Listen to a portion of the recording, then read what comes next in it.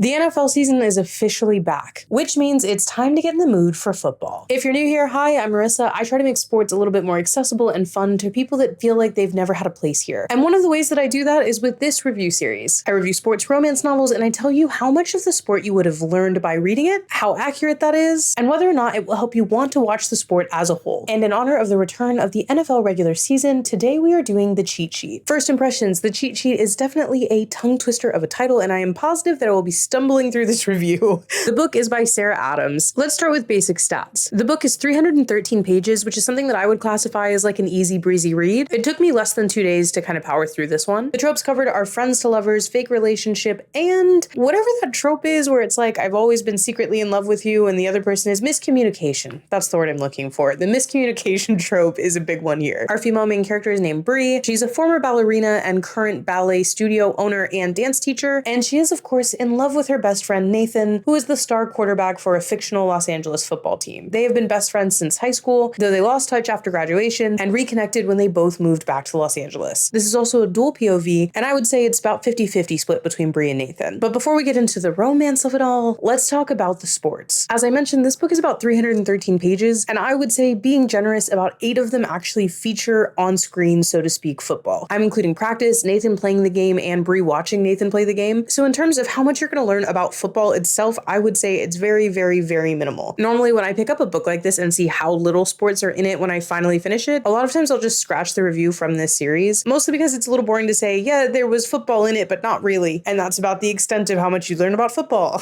And I actually have scrapped reviews for some of the books that I've read for this series for that very reason. Most recently, that happened with Good Boy by Elle Kennedy and Serena Bowen. I had finally planned to dip my toe into the hockey section of the sports romance reviews, mostly because I think hockey is a big part of why I started this series. I would say it's like one of the biggest portions of this phenomenon that I've talked about, where women have read sports romance books, they've become very popular, and then they've started watching the sport after that. However, with Good Boy, I read the entire book in like less than 24 hours, and it was quite literally, when you put it all together, 1 page of hockey. And there was really nothing to tell you about when it came to hockey in that book, so I scrapped it. The reason why I decided to still review the cheat sheet is because I actually think this book has this rare thing where you may not learn a lot about the sport itself, but the dynamics of the characters and the world that is built is still built around football as a whole, and I think would actually make you curious about the NFL outside of this book. Not because the sport itself is so centric to the book, but because the idealistic view of the NFL and like falling in love with a quarterback and team dynamics, all of that I think you would probably get from this book and be excited about it, and then take that step forward to maybe watch football, find a player that you're hooked into, etc. So while you wouldn't have seen a lot of football, let me tell you what you would learn from this book when it comes to football. You will learn the names of a couple of positions on the field. Obviously, Nathan is the quarterback and most people know that position, but his best friend is the team's running back. There are also a couple of fun ways that football is brought in terms of like terminology and the way that the team dynamics work together, because after a series of slightly odd events where Bree gets very inebriated and then tells a reporter how much she is in love with Nathan, Nathan and Bree are forced to fake a relationship for PR. Now, I am a big fan of the fake relationship trope. It's actually one of my favorites, so I was kind of excited when this one started. But this is also how we find out that Nathan is also in love with his best friend, something that's very clear very early on in the book and even stated by him. So it is a fake relationship, but from the dual perspective of knowing that both of those characters are completely in love with each other already. So I do think sometimes that takes a little bit out of the trope. However, the football part that I really enjoyed about this book was the fact that a group of Nathan's teammates are brought into the secret, and they come up with this game plan of ways to make Bree fall in love with Nathan before the end of the fake relationship. And the way that they do this is they put together what they call a cheat sheet. This is both the title of the book and a reference to the actual cheat sheet that quarterbacks have on their wrists during the games. Here's sort of what it looks like. It's something they wear on their wrist so that if they're in the middle of the game and they need to call a play, they can literally look at the cheat sheet of the plays that they can call. So as these grown men come up with ideas of how to woo his best friend, they come up with a list of plays that Nathan can keep so that he can make these like grand romantic gestures to slowly bring his friend into falling in love with him. I'm not going to crack the spine of my book to show you this properly, but you can see that the cheat sheet is actually in the book and that there are little details of different players like kind of crossing them out, leaving notes, etc., which I thought was a cute touch. One of the big things that I always use as a meter of these reviews is whether or not these two people could have fallen in love if it weren't for the sport. And I think the answer is fundamentally no here. First and foremost, they meet because they both run in high school and running together as they train for both of their own physical activities, football for Nathan, ballet for Bree. That is how they become friends, start to fall in love with each other, and later reconnect. So they definitely couldn't fall in love without the sport itself. We just don't see a lot of that sport on the page. Next, fundamentally, they couldn't fall in love if it weren't for the sport because they are forced to fake a relationship for Nathan's PR, and because in Bree's sort of drunken confession to this reporter about how much she's in love with Nathan and how she's certain Nathan is in love with her, she makes a reference to a Tide pen. That leads to Tide wanting to do a Super Bowl commercial with the two of them. So we do get this kind of fun thing of the impending Super Bowl, as well as something that everybody loves from the Super Bowl, which is the commercials. So I would say that football is fundamental to their romance, and technically fundamental to the story, just not fundamental to what you see. A couple of other things that this does a good job of, you get this idea of Nathan's team, of the type of parents that he had in order to make him be a successful football player, the dynamics between the teams, as well as a couple of references to things like the Pro Bowl, what it feels like to attend the Super Bowl as a wag, things like this, which I think are really more world building and kind of romanticizing the sport rather than teaching you about the sport itself. But again, these kind of basics sometimes are important just to like get you excited about the sport. So while I do think that there's some really good stuff done in terms of like atmosphere and getting you interested in the sport, I also felt like there were so many missed opportunities in this book as a whole. Bree is a ballerina and she owns a ballet studio. And there has been a long history of finding out that football players have done ballet training to make them a little bit more agile on the field. Also, recently we've found that that has increased to Pilates in particular. And there was such a space to have Bree actually involved in the training of these guys, have them come into the studio, do a little bit of ballet training, get a little superstitious on their Super Bowl run, all these little things that I really expected just by nature of it being a ballerina and football player romance. I felt like we missed out on a lot of opportunities for there to be little romantic moments that had to do with football, for there to be ways for Bree to be involved with fans, or to be a little bit more connected to the rest of the team, or to meet other wives and girlfriends and have to kind of like keep that secret. I actually did kind of enjoy this book. I just felt like there was a lot of missed opportunity for fun football moments, and especially moments that could have taken the romance like a step further. I don't know, the ballet to football connection is so big and is also one of those things about football that is just so humanizing of these players. Football players are usually seen as these like big hulking guys that are so powerful and just like run into other dudes for a living. And while that's true, there's a lot of agility required for the sport, and that's where ballet has come in for a lot of football players. Maybe I'm just like specifically hung up on this one trope, but it did feel like a missed opportunity. Of the things that I didn't really like, I think they are more about taste. This book is what I would call both a closed door romance as well as a closed door sports romance, meaning that the romance side of things, it's not very spicy, it is a closed door situation, and the sports side of it is very much a fade to black. There's nothing wrong with either of those things, it's just a personal taste preference. So if like you're looking for something that's going to actually show the sport playing out, whether or not you understood it, or if you're looking for a romance that's not necessarily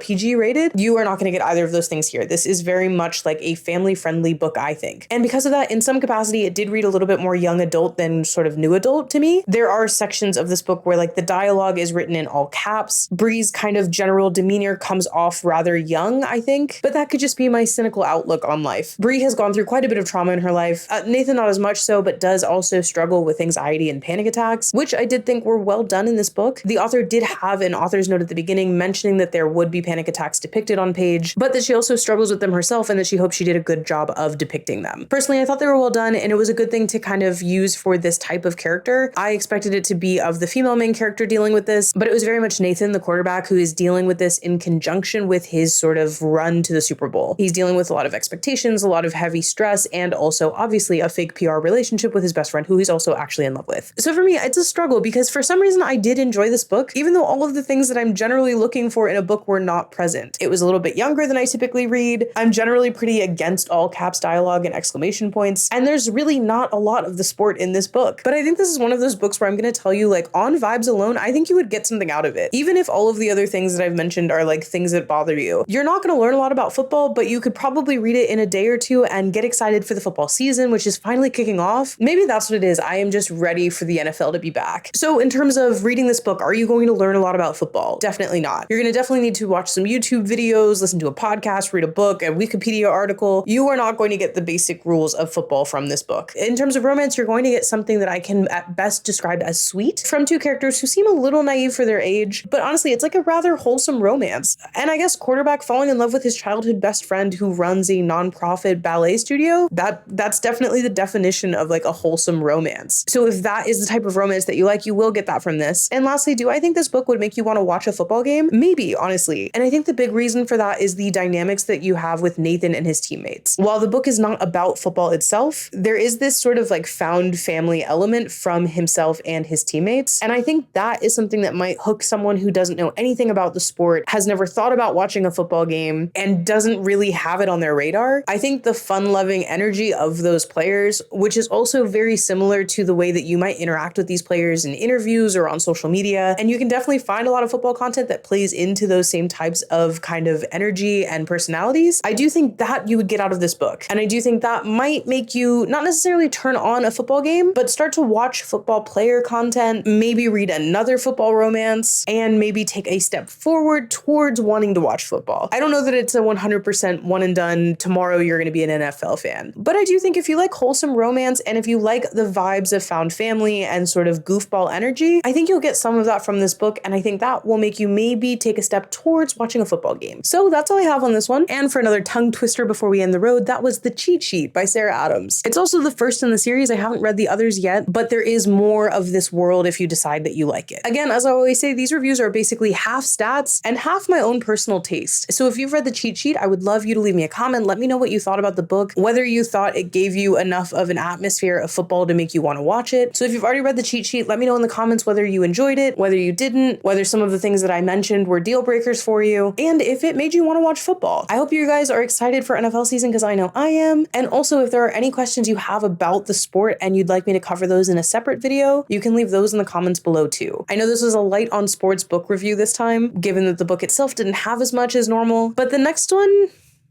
is a hefty one. I am finally hitting hockey and I've already completed this one. I am very excited to talk about it actually. It's called The Graham Effect by Elle Kennedy. It is hefty and it's the next book in the book review series. So make sure you subscribe so you don't miss that one. If you want to read the book before I cover it, you have until next week. And if you want to learn more about sports not in a romantic context, feel free to check out the other videos I have on my channel.